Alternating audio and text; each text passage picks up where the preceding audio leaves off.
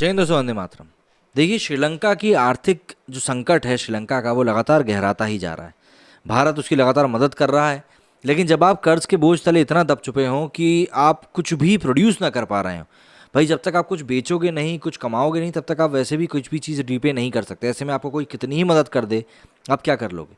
तो ऐसे में वहाँ पर आर्थिक संकट गहराता जा रहा है। सरकार में कई सारे बदलाव कर दिए गए, लेकिन उसके बाद भी चीज़ें बदलती हुई नज़र नहीं आ रही।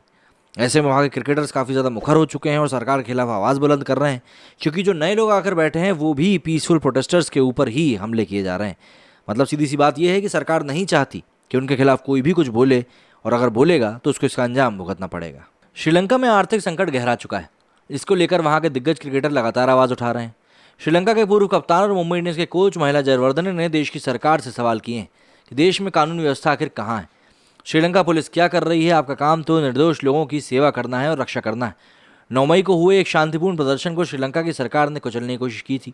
इसमें 9 लोगों की जान चली गई, और इसी को लेकर महिला जयवर्धने ने अपना गुस्सा निकाला था। जयवर्धने ने आगे कहा कि पिछले 4 से 5 महीनों में हुए इन प्रदर्शनों में एक बात बहुत अच्छी हुई है। हम लोग एक देश की तरह सामने आए, यहाँ कोई धर्म, जाति या सामाजिक विभाजन नहीं। लोगों में भेदभाव रखकर कुछ लोगों ने काफ़ी फायदा उठाया है, लेकिन अब युवा पीढ़ी इस बात को समझ चुकी है। न केवल जयवर्धने बल्कि श्रीलंका के कई महान क्रिकेटर्स वहां की राजपक्षे सरकार के खिलाफ लगातार बोल रहे हैं। आईपीएल 2022 में शानदार प्रदर्शन करने वाले वनिंदु हसरंगा भी क्रांतिकारियों को अपना समर्थन दे रहे हैं।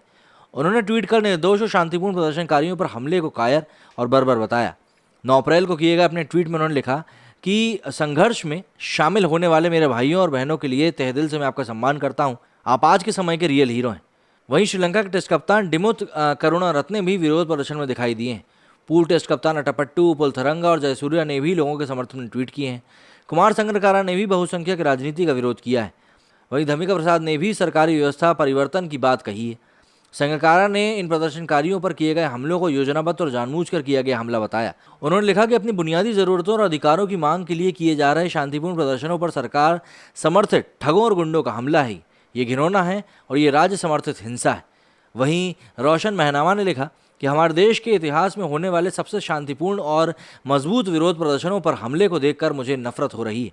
ये सरकारी अधिकारियों की कायरता और तानाशाही को दर्शाता है, क्योंकि भीड़ प्रधानमंत्री आवास पर जमा हो गई थी। मतलब यहाँ पर सीधे तौर पर अगर हम देखें तो मतलब पब्लिक अब समझ चुकी है कि भाई श्रीलंका की सरकार कुछ कर नहीं पा रही है, और अगर सरकारें शांतिपूर्ण प्रदर्शन करने वालों के ऊपर इस तरह से कदम उठाने लगी तो सरकार की भी मंशा साफ तौर पर दिखाई देती है। वरना आपने तो हमारे देश में देखा ही कि सीए को लेकर शाहीन बाग में कितने समय तक लोग बैठे रहे। वो तो कोविड आ गया, नहीं तो शायद अभी भी वो लोग वहाँ बैठे ही होते और बिल्कुल कब्जा हो ही गया होता। मेरे इस वीडियो में फिलहाल इतना ही। जय हिंद, जय भारत।